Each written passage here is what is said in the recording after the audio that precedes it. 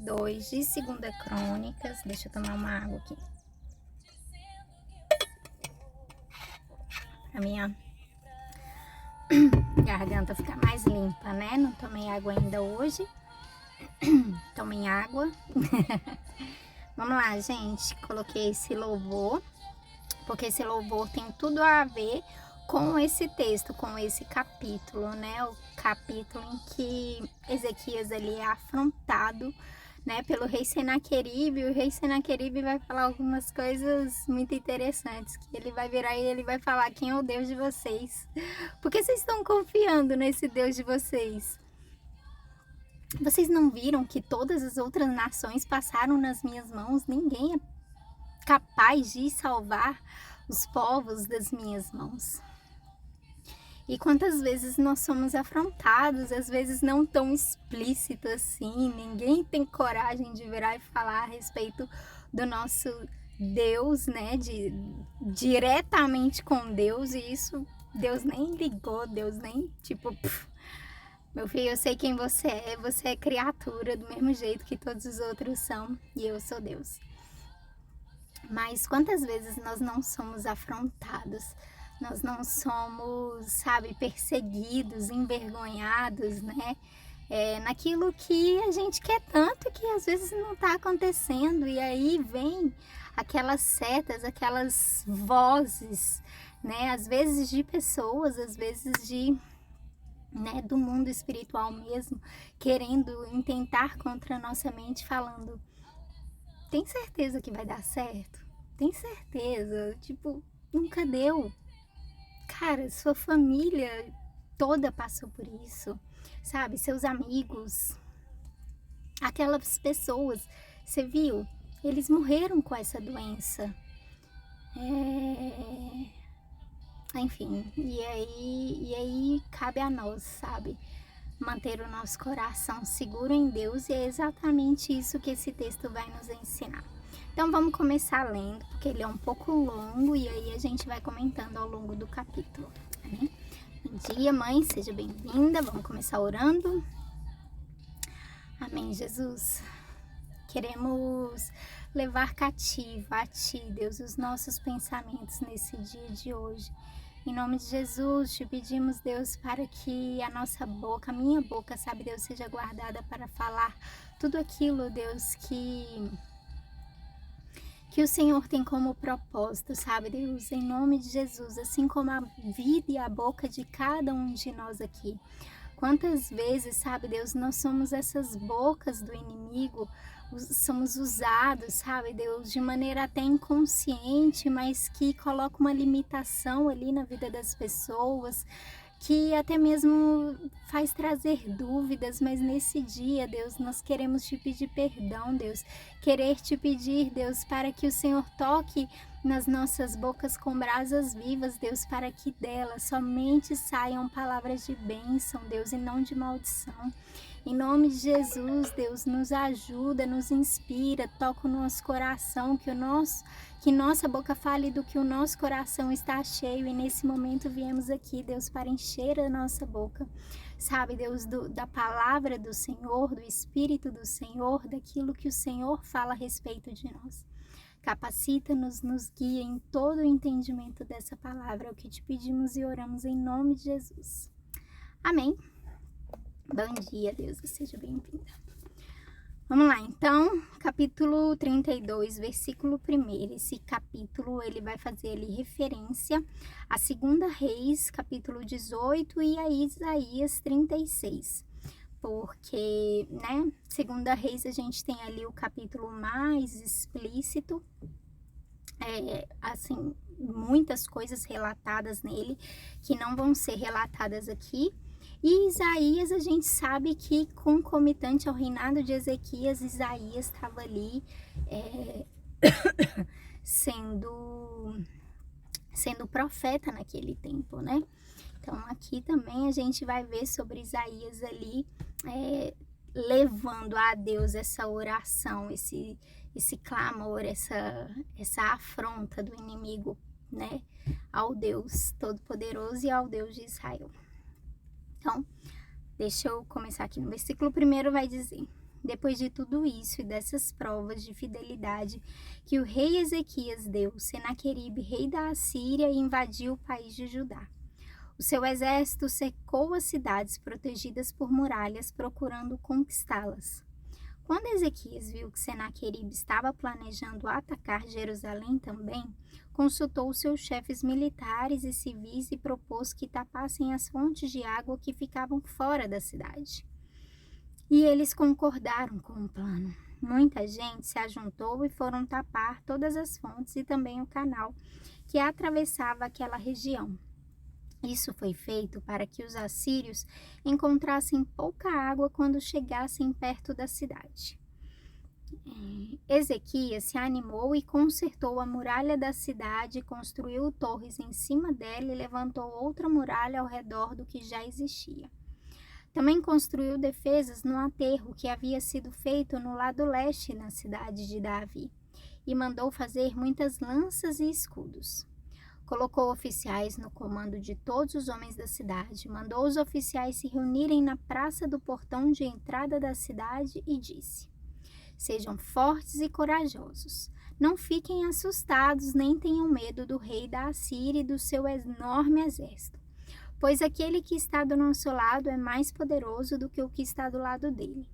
Ele só conta com a força dos homens, mas do nosso lado está o Senhor nosso Deus para nos ajudar e para guerrear por nós. E o povo ficou animado ao ouvir as palavras do rei Ezequias. Algum tempo depois, Senaqueribe, rei da Assíria, junto com o seu exército, estava cercando a cidade de Laques. Ele enviou alguns oficiais a Jerusalém para entregarem ao rei Ezequias a seguinte mensagem: Eu, Senaqueribe, rei da Assíria, quero saber como é que vocês, moradores de Jerusalém, podem se sentir seguros ficando aí enquanto o exército inimigo está cercando a cidade. Ezequias diz que o Senhor, o Deus de vocês, os livrará das minhas mãos, mas ele os está enganando e vocês morrerão de fome e de sede, pois o próprio Ezequias que acabou com os lugares de adoração e com os altares desse Deus, e disse ao povo de Judá e aos moradores de Jerusalém que adorassem a Deus diante de um altar só e queimassem incenso somente naquele altar. Será que vocês não sabem o que eu e os meus antepassados fizemos com os povos de outras nações? Vocês pensam que os deuses daquelas nações foram capazes de salvá-las das minhas mãos? Não houve nenhum deus das nações que os meus antepassados conquistaram que fosse capaz de salvar o seu povo do meu poder. Então, por que é que vocês pensam que o seu Deus pode salvá-los das minhas mãos? Portanto, não deixem que Ezequias os engane assim. Não se iludam, não acreditem nele. Nunca houve nenhum Deus que pudesse salvar o seu povo do poder dos meus antepassados ou do meu poder. Muito menos o Deus de vocês poderá salvá-los. Os oficiais assírios disseram coisas ainda piores contra Deus, o Senhor, e contra o seu servo Ezequias. E Senaqueribe escreveu cartas em que insultava o Senhor, o Deus de Israel, dizendo o seguinte contra ele: Os deuses de outras nações não salvaram os seus povos das minhas mãos. Assim também o Deus de Ezequias não salvará o seu povo das minhas mãos. Os oficiais gritaram isso em hebraico aos moradores de Jerusalém que estavam em cima da muralha da cidade a fim de assustá-los e deixá-los apavorados, e assim poder conquistar a cidade. Os oficiais falaram a respeito do Deus de Jerusalém como se ele fosse como os deuses de outros povos, que são ídolos feitos por mãos humanas. Aí o rei Ezequias e o profeta Isaías, filho de Amós, oraram a Deus e pediram a sua ajuda. Então o Senhor Deus enviou um anjo que matou todos os soldados e todos os oficiais do exército assírio. O rei Senaqueribe voltou envergonhado para o seu país. Certo dia, quando estava adorando no templo do seu Deus, alguns dos seus filhos o mataram à espada. Foi assim que o Senhor Deus salvou Ezequias e os moradores de Jerusalém das mãos de Senaqueribe, rei da Assíria, e das mãos de todos os outros inimigos. E Deus deu ao seu povo paz com todos os países vizinhos. Muitas pessoas iam a Jerusalém levando ofertas ao Senhor e ricos presentes para o rei Ezequias de Judá. Daquela época em diante, a fama de Ezequias foi crescendo em todas as nações. Então aqui, gente, a gente vê o capítulo, né? A gente ainda não acabou o capítulo, mas essa primeira parte a gente vê praticamente toda a parte falando quem é seu Deus, por que vocês estão acreditando em Deus, o que te leva a pensar que isso vai ser diferente na sua vida, o que você está pensando quando acha que toda essa situação pode mudar por causa do seu Deus, porque nunca mudou. Porque naquela outra nação, eles sempre foram entregues nas minhas mãos e nas mãos dos meus antepassados. Aquela outra situação, sempre eu tive o controle, o Deus deles não puderam ajudá-los. Porque nessa circunstância, não há saída. Por que você está acreditando no seu Deus? Por que te leva a pensar que com você vai ser diferente? Você tem alguma questão assim? A gente só pode tomar posse de uma palavra quando a gente tem mentalidade isso, sabe? Tipo, tem alguma situação que as pessoas olham para você e falam, por quê? Por que para você vai ser diferente? A minha situação, por exemplo, hoje eu estava pensando, né? E eu não consegui encontrar assim. Eu sei o que isso quer dizer aqui no texto, mas eu ficava pensando, cara, como isso pode se aplicar à minha vida? Será que eu já tive uma situação assim, que tipo, eu fui muito afrontada, né? Afrontada da parte do próprio inimigo mesmo, sabe? E aí pela manhã eu me lembrei que sim, sabe? Que a questão de filhos, que a questão de família, eu sou muito afrontada, sabe? Nessa questão, sabe? É uma vergonha às vezes que traz, é uma afronta que o inimigo vira e fala, mas você tá ficando velha, mas seu corpo, mas... E às vezes, minha questão é essa, mas talvez seja uma questão de saúde que alguém tem, que as pessoas, sei lá, um câncer, que às vezes as pessoas olham umas para as outras e vão falar, cara, mas todo mundo morre dessa doença, essa doença ela mata, não tem saída, não tem jeito, por que você tá achando que com você vai ser diferente? Por que com você seria diferente? E Ezequias vira e fala, maior o que está em nós, conosco, do que o que está nele. Sabe, ele só tem a força do homem, ele só consegue ter esse entendimento lógico de que de fato as coisas estão acontecendo e é normal que para eles não haja saída. Mas para nós é diferente. Para nós é diferente. E ele vai falar. E aí, o Senhor... E aí vai dizer, gente, de uma forma muito simples, sutil, rápida. Vai falar que aí, beleza. Claro, em 1 Reis vai, né? Como é que se diz? Esse capítulo vai ser mais, né, mais esmiuçado ali. Mas basicamente... eles viraram, ele e o profeta Isaías apresentaram essa causa ao Senhor. O Senhor enviou o anjo, matou o exército israelita, o exército do rei Senaqueribe, da Assíria. Depois ele foi para o templo dele, adorar o Deus dele lá, né? Voltou lá, talvez não adorar, né? Mas ir lá tirar satisfação. E os próprios filhos dele o mataram, sabe? E aí... E vai dizer que a fama de Ezequias se espalhou. Vai começar. A fama de Ezequias se espalhou por aquele tempo. E não vai dar... Aqui nesse capítulo, propriamente, ele não vai dar ênfase a essa vitória. Meu Deus! Aí Deus ficou muito indignado, saiu fúria. Não. Deus ele não se enfurece com quem não o conhece. Sabe, com quem não sabe quem ele é, sabe? Deus se enfurece quando a gente o conhece e a gente deixa de acreditar. e a gente deixa de o adorar, e a gente deixa. E outra coisa que me chama a atenção é que, tipo, a Vitória aqui nesse capítulo não teve grandes coisas. Nossa, meu Deus, que vitória tremenda. Não. Aqui dá ênfase, sabe o quê? A afronta de Ezequias e a confiança de Ezequias.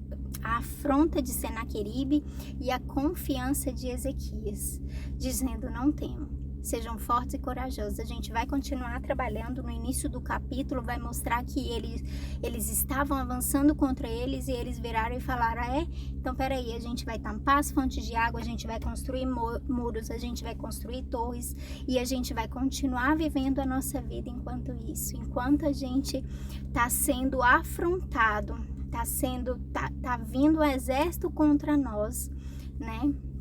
A gente vai continuar. A gente vai trabalhar e a gente vai confiar, porque a gente sabe quem é o nosso Deus. A gente viu aí, né? Não sei quantos anos a gente viu ele instituindo Páscoa, ele instituindo dízimos, oferta, né?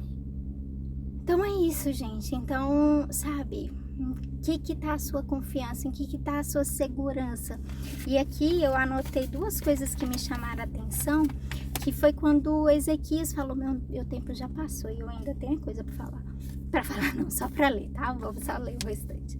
E aí vai dizer que quando Senaqueribe falou isso para eles recobraram um ânimo, que eles começaram a descansar nessa palavra de Ezequias, que eles começaram a se apoiar, a deitar sobre. Esse deitar sobre fala de descanso, fala de estar em paz, estar ok, sustentado, firme. É isso e pronto, e acabou. Sabe? Enquanto isso, o rei Senaqueribe ficava perturbando eles ali. E quando a gente se sente perturbado, e aqui a palavra vai falar sobre esse sentido de apressar-se, correr, agir com pressa. Cuidado para você agir com pressa e não estar deixando de confiar em Deus. E aí no versículo 24 vai finalizar rapidão aqui, dizendo: por esse tempo o rei Ezequias ficou doente e quase morreu. Então orou a Deus o Senhor e Deus respondeu, dando o sinal para provar que ele ficaria bom. Deus foi bondoso com Ezequias, mas ele não lhe agradeceu, pois era orgulhoso. Por isso Deus ficou irado com ele, como com o povo de Judá e com os moradores de Jerusalém.